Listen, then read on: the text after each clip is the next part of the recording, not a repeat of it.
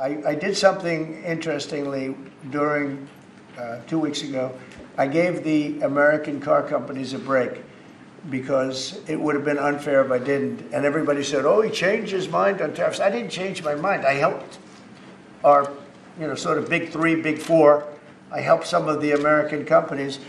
And instead of taking it properly, they said, oh, he changed it. I don't change, but the word flexibility is an important word. Sometimes there's flexibility, so there'll be flexibility, but basically it's reciprocal, so that if China is charging us 50% or 30% or 20%, and I don't mean China, I mean anybody, any country, Canada. Nobody knows that Canada is charging our dairy farmers. They have 270% tariffs. Nobody knows that. Nobody knows that. They have up to 400%. They have a couple of tariffs at 400%. Nobody knows that. Nobody talks about that. And remember, with Canada, we don't need their cars. We don't need their lumber. We don't need their energy. We don't need anything from Canada.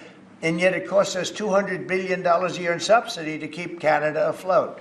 So when I say they should be a state, I mean that. I really mean that. Because we can't be expected to carry a country that is right next to us on our border. It would be a great state. It would be a cherished state. The taxes for Canadian citizens would go down in less than half. They don't spend money on military because they think we're going to protect them. There are many things that they do, like icebreakers. They want us to provide icebreakers for them. Oh, that's wonderful. So the Canada, they're very tough traders too. I want to just tell you, of all the people, they're tough traders. They trade very tough. And, the expression I use is, some people don't have the cards. I used that expression about a week and a half ago, right? Somebody was negotiating who didn't have the cards, who's now, I think, saying that he wants to do it. And I think we're going to have a big deal on that very special something. We got to make a deal on that. But Canada has been a very nasty negotiator against the United States, took advantage of the United States for a long time. But nobody knows that they were getting 270% tariffs on dairy products. Mr. President, and I don't think I've heard you say this in all of the talk about Canada becoming the 51st state.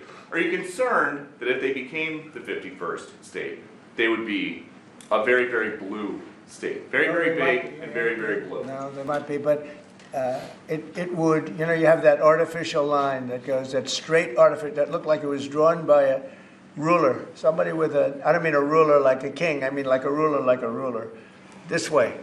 And it's just an artificial line that was drawn in the sand or in the ice. And can I tell you, Peter, just, you add that to this country, what a beautiful landmass, the most beautiful landmass anywhere in the world. And it was just cut off for whatever reason.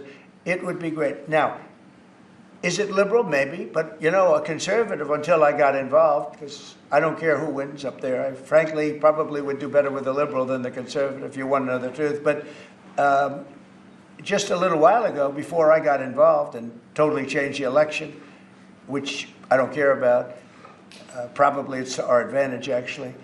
But the conservative was leading against, I call him Governor Trudeau. The conservative was leading by 35 points. So, so I don't know about that. I think Canada is a place like a lot of other places. If you have a good candidate, the candidate's going to win.